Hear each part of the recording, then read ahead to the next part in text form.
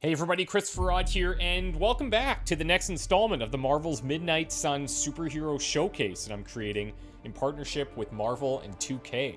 In our first video, we talked about the always brave, always humble Captain America. We know him, we love him. Keeping with those obviously similar character traits, I think it's only fitting that we now look to Cap's best frenemy, Mr. Tony Stark, aka Iron Man. The also totally humble, kind, genius, billionaire philanthropist guy. You may have heard of him. In Marvel's Midnight Suns, Iron Man's playstyle revolves around one of the game's mechanics called redraw. So in combat, your turn is comprised of 3 card plays, 2 redraws, and 1 move. Using redraw allows you to get rid of a card that you don't currently need in hopes of getting one that you do. However, Iron Man has a habit of making himself the center of attention. You may have noticed this previously. Many of his cards get buffed in your hand when you choose to use one of your redraws on them. As a result, he's basically a jack of all trades, but he masters them all too. Area damage, direct damage, support, defense. The man can blast anything, and on a personal aside, he's also a blast to play with. So when asking yourself, is this a mission for Iron Man? You'll almost always be able to justify having him in your squad. You do have to keep his redraw mechanics in mind though, because to utilize his powers effectively, you want your precious redraws to be consumed for Iron Man's benefit.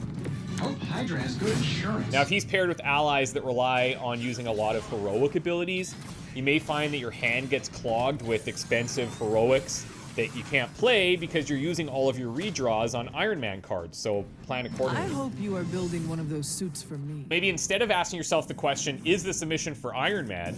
To which the answer is almost always going to be yes.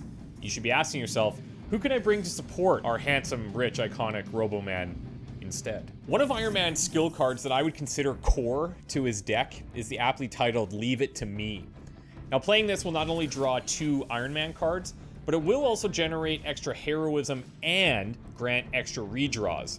On upgrade, this card increases in power pretty dramatically by adding 2 fast, and then one of the potential late game mods that you could run into would be the ability to add resist. Soon enough, your hand's gonna be full of Iron Man cards, just the way that Tony would like it. But to be fair, you're gonna like it too.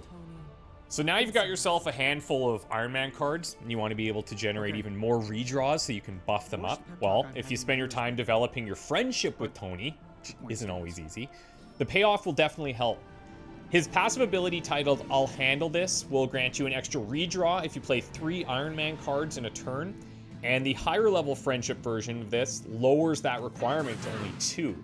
So by now, you're probably seeing Iron Man can do a lot on his own, and he has his own self-fulfilling synergies too.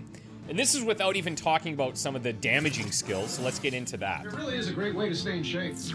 One of his heroics is called Surgical Strike, and that's going to let you chain together a number of attacks based on how close the enemies are in relation to each other. The number is based on the amount of Iron Man cards that you have in your hand at the time. Now earlier we talked about potentially having a clogged hand, but if your hand is clogged with Iron Man cards, then Surgical Strike is going to absolutely crush. Not all clogs are alike, my friend. It's not uncommon to be able to chain 5+ attacks if you play your cards right, and when you invest in upgrading Surgical Strike, you can reduce the heroism cost, and one of the potential late game upgrades could add a chance to apply Vulnerable. Now, if chaining enemies isn't tickling your metal, then maybe air superiority will put a dent in your suit. Okay, I'm done. Why have a limit to the number of enemies you hit when you can just damage them all?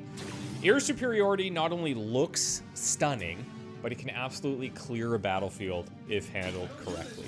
Now, before you play air superiority, you may want to use some of your redraws on it, because each time you do, you're going to add 10 damage. And upgrades on this card are well worth it as well. The first upgrade lets you more than double the base damage, and one of the potential late game upgrades could apply a mark to every remaining Hydra, setting up future free card plays really nicely. Now let's finish this up by showcasing Stark's incredible Midnight Suns card called Hellfire Beam. Utilizing the weapon that's closest to his heart, the Iron Knight shoots a beam of hellfire straight from his chest that hits all enemies in a line.